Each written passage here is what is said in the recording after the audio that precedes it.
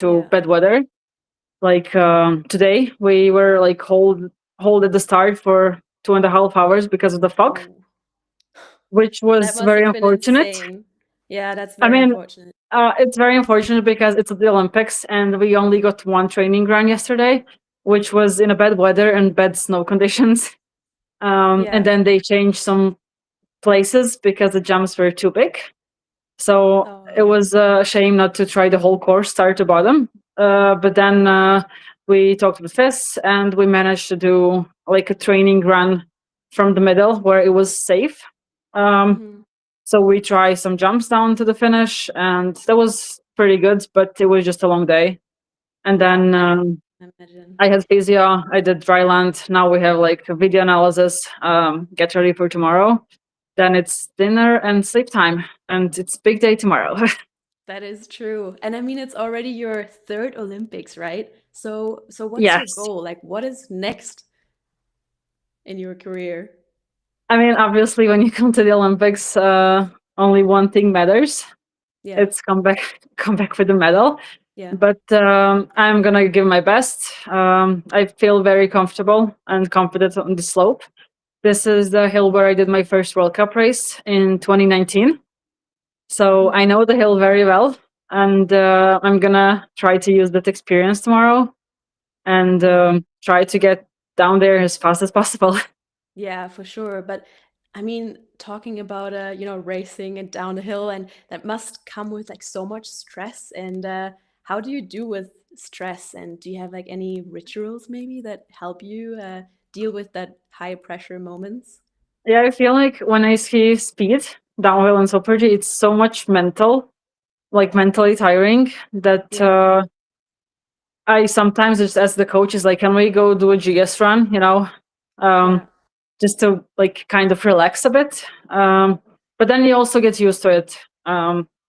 Like for yeah, me, usually at the beginning of the season, I'm really nervous because like I didn't have teammates to train with. I don't know if I'm fast, if I'm slow. Like yeah, it's always kind of a uncertainty. So it's like always a bit of struggle with sleep. yeah, But now I try to like I manage to work with it, like do some meditation before bed, and yeah. that kind of helps. But Okay, then that like sounds, yeah. I mean every day you do a speed training, you get more Mhm. experience. Yeah, So I think like I have quite some at this point, and I kind of know how to deal with that. And yeah. especially like when you have delays like today, I could see like some of the young girls Mm, starting late. You could see yeah, like how nervous they were, as like they want to do the run because they don't know the hill, and they have to do a Olympic race tomorrow. So I completely understand that. yeah. So I mean, it's not easy. Whatever sport you do, definitely. Yeah, for sure. I mean, just from my perspective, we in Park and Pipe we have quite a community. How's the friendship with like other girls in the alpine skiing world? Because we see a picture here now with the Swiss girls. Do you have like Yeah, it's friends? yeah, it's Delia and Janine. Yeah, Well, I'm still one of the younger girls on the tour, so yeah, like these girls are younger than me, and it's nice to kind of like have more and more of the young girls that we can kind of like create our own community um, apart from like with the very experienced and older girls. yeah, But I mean, we're not many. We're like 40, 45 girls who are always on the tour. So you kind of like you try to be friends with everyone, and then just try to pass the time. You spend yeah. so much time together at the end that like it's for sure good if you get along. Yeah, definitely. Yeah, so much for alpine skiing. Right now, we'll come back to you in a little bit. Let's move on to cross country because there was a big competition today as well, which brings us right to our next guest, which is a very special guest because she is the first Indian cross country skier, and she had her debut in Ruka in November 2025, and now she's trying to get those points and tries to qualify for the next Olympics. So welcome, Bhavani Tekada. I hope she can hear us and see us in a second. There she is. Hi, hi, hi, everyone. Hi, how are you? And where are you coming? Where are you streaming from? Yeah, hi. I'm right now in India, in Kashmir, in the Himalayas, doing my training. After the World Cup, I took a break, but now back at training for the next Olympics. I think that's how the athlete Yeah. lives goes on. Yeah, for sure. You Yeah. definitely have to walk us a little bit through your career. Like, where does this Olympic dream come from? When you're born in India, which is like a nation that is not really known for skiing, cross-country skiing in particular. I mean, you do have beautiful mountains and lots of snow, but that's amazing. Yeah, I mean, to be honest, until I was 20, I didn't even know winter sports existed. I had never seen snow in my life until I was 20 years old. But yeah, I somehow ended up coming to the Himalayan mountains, and I tried alpine skiing in 2018 for the first time. And I was in love with Lindsey Vonn, and I started watching her in the 2018 Olympic because that's the only name I knew in winter sports at that point. And Yeah, while watching her, because we don't have the any channel streaming in India at that point, so I used to subscribe for Eurosports, and I was watching it there, and then I also ended up getting a glimpse of Marit Bjørgen at that point. And I was very fascinated because Marit Bjørgen was coming back from her maternity leave, and I think she won like 5 Olympic medal at like 37, 38 years of age. That kind of fascinated me being an Indian because I'm not talking about everybody, but in general, I've grown up hearing that women can't do much, and women can't do much after their 30s or once you have married or have baby. That's how I grew up hearing in yeah, general in society. And when I saw Marit Bjørgen breaking all the records, I kind of like skipped watching Lindsey Vonn, and I was like watching, who is this lady? What sports does she do? That's one. The first time I encountered cross country skiing, but in India, I couldn't do cross country skiing at that point because everyone does only alpine and the institute only provides alpine courses. So I did my alpine for 2 years. And luckily, I was given a chance 2 years down the line to try cross country yeah, skiing by some military people over here. And I took the chance and I tried it for fun. And I used to watch Marit Bjørgen's video because we didn't have anybody in India to teach me cross country. So I kept watching her video whole during the lockdown, and here I am yeah. today representing India in cross country skiing. That's pretty amazing. I'm not sure if we do have pictures from you with maybe Marit or yeah, or maybe you can walk us through your memories from Trondheim for a second. Yeah, I think this was in Ruka. So this is my first World Cup debut this year. I think this is the first World Cup debut for any Indian athlete in winter sports, like in skiing, Yeah, ski and snowboard. So I think this yeah. is this is one of the best That memories for me. that's yeah. That's pretty amazing. And how? Oh yeah, now you can see the picture. That Yeah, looks pretty cool. Also, pretty that's I huge think crowd in the the background. That's amazing. yeah, they played a Bollywood song when I was entering No my way. yeah, it was in Switzerland World Cup, so they played a Bollywood song during my finish. That was That's pretty amazing. amazing. And then you train in India? How do you train in India?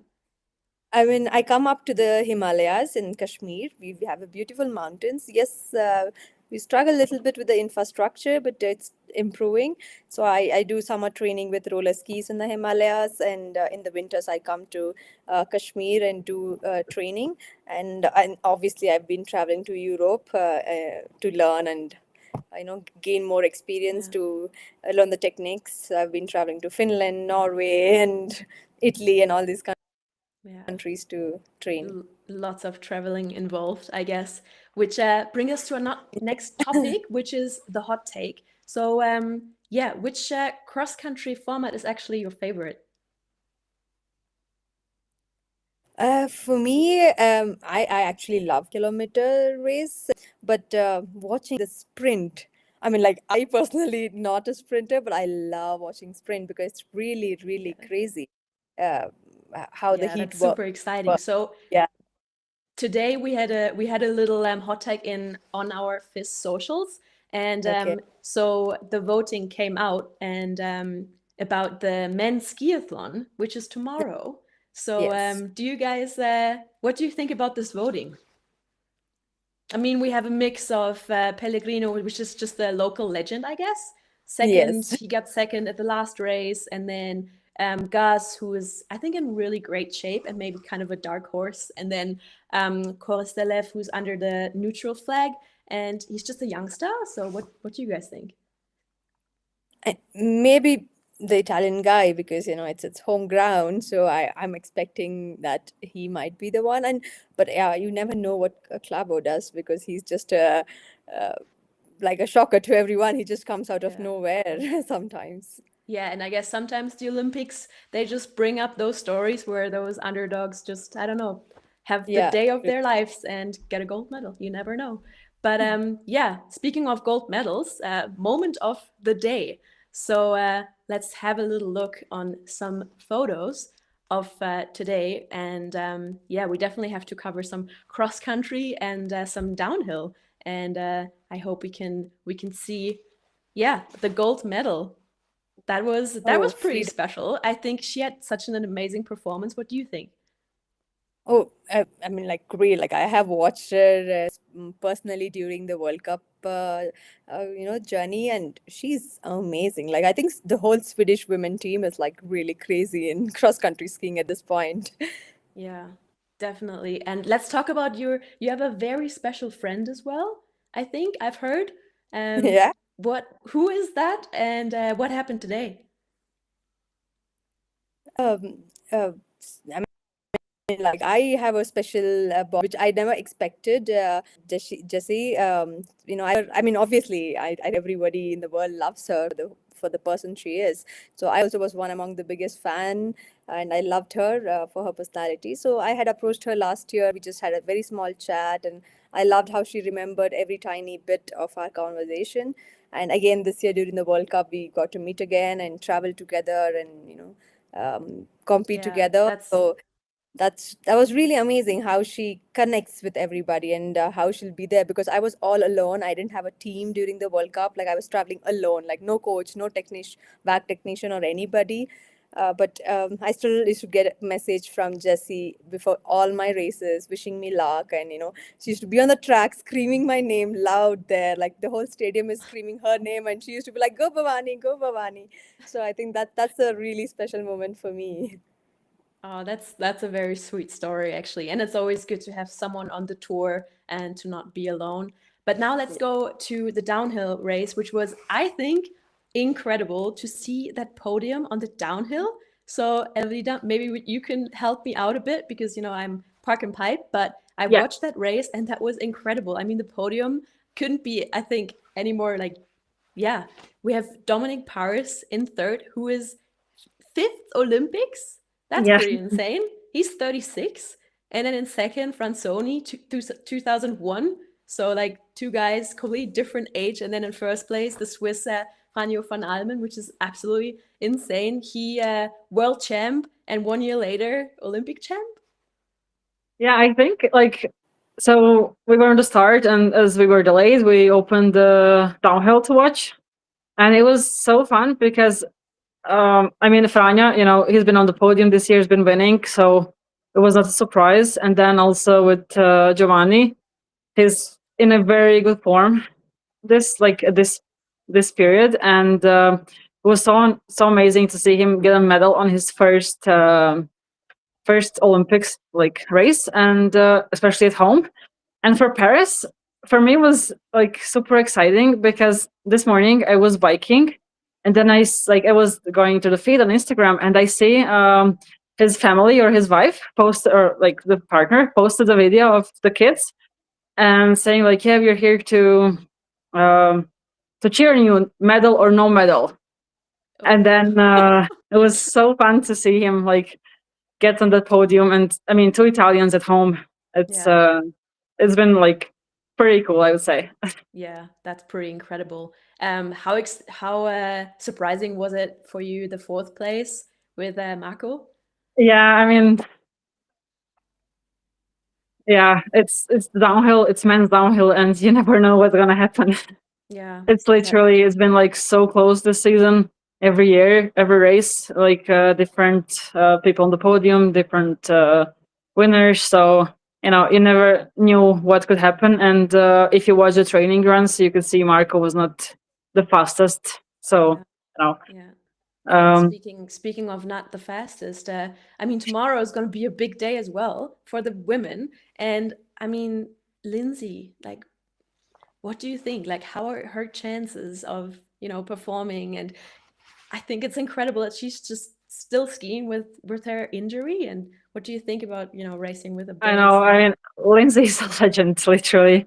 I Yeah. mean, she's done so much for alpine skiing, but I think she's also done so much for women's sport. Mm-hmm.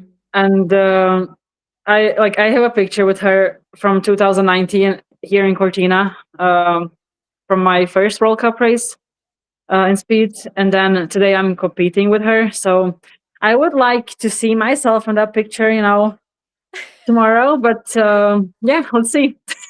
Honestly, you never know. Who knows? As you As I said, said, the Olympics Olympics. write their Yeah, own stories. exactly. Yeah, no, you got this. But yeah, do you have any like suggestions or like maybe do you think about a big surprise? I guess I mean, I'm rooting for you, girl, but Me too. yeah. Uh, I mean, the US girls have been fast. Jackie, especially. Yeah. She won yesterday by a lot, and today she was pretty fast, except that big mistake. Then, I mean, you always have Sophia, Kira as well. I mean, it's a lot of great skiers who could compete for the medal. Yeah. So What we'll see what tomorrow. what do you think, like how can you compare the two courses?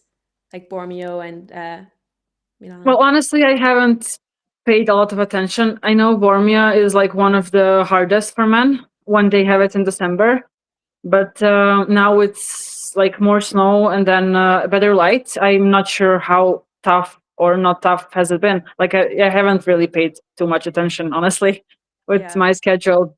But Cortina for women is like one of the classics and probably one of the hardest downhill slopes because you have a pretty high speed coming to big jumps. So I mean, it's one of my favorite and one of the most exciting downhill courses for women. That's pretty good. That's Yeah, one of your favorites, you know? yeah, I know. Perfect. But yeah, so maybe a question for both of you. Which moments at the Olympics is one to look out for, like for you personally, or also what are you very excited to watch, maybe? I mean, for me personally, like I have 2 races coming up, so that's something I'm gonna be looking out Yeah. for. But then, I mean, whenever we are in the village, you see like so many TVs, and then you watch people getting the medals, and like just before in the gym, there was a TV, and then one Italian won 3,000 meter speed skating, and I think it was her child, I would say, but she was like running up the stairs to take the kids, and was like so happy. So I mean, the winning moments are definitely one of the coolest things to see at the Olympics because Yeah. everyone's worked so hard to get here. So like whoever gets the medal, totally deserves it. Yeah. Bhavani, what do you think? For me, obviously, one is like watching. We have two Indian athletes who are competing this year in alpine and in cross country as well, two men's. So obviously, I'm super excited to watch them, and I have two female athletes. Obviously, Jessie Diggins. I would love to watch her sing every single race, and there's one more athlete from Brazil. Uh, Bruna. I hope I'm pronouncing her name right. She's one athlete. I the story which has like really connected me and inspired me a lot. I met her during the World Championship, and I'm going to be rooting for her. I'm pretty excited to watch her For actually. sure. And I mean, you were talking about inspiration, but I think you are an inspiration yourself for lots of young kids, maybe in India as well. How is that whole setup in India with the federation and the help and yeah, what kind of role do you play as I an mean, inspiration? like, how do I say? When I started it, yes, we didn't have many people doing and stuff. But I think over the years, as I have been an athlete, I've seen the growth in winter sports in India. A lot of people are coming up. Like we have few ski course institutes, like government-run institutes in India, which trains alpine athletes, like do alpine courses. I think now they're running short of spots to accommodate people. That many people are wanting to come and learn skiing now. And recently also, there's the Reliance Foundation, which is one of the biggest sports foundations in India.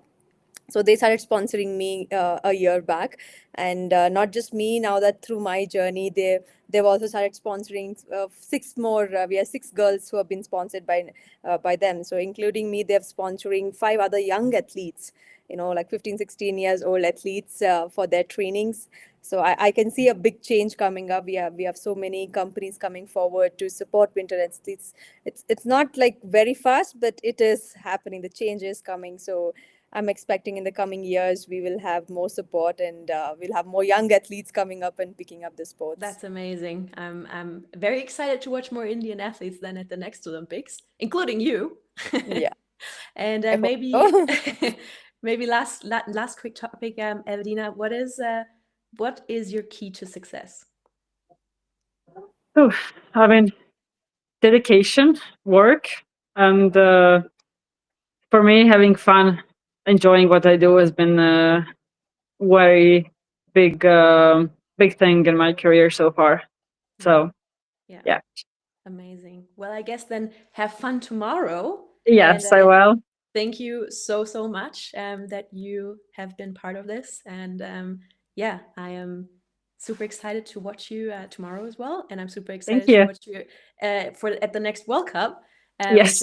which is also pretty cool. And definitely check out all the FIS socials, because we are promoting all the events on our socials. So if you want to check out anything, yeah, all the FIS socials are definitely a helpful source for some information around the Olympics. And yeah, thank you so much, guys, for joining this, and have a good night and the best of luck for tomorrow. Thank you. Thank you, guys. All the best Bye. for tomorrow. We'll be Thank rooting you. for you. Thanks. Thank you. Thank you And so thank you much. guys for tuning in. This was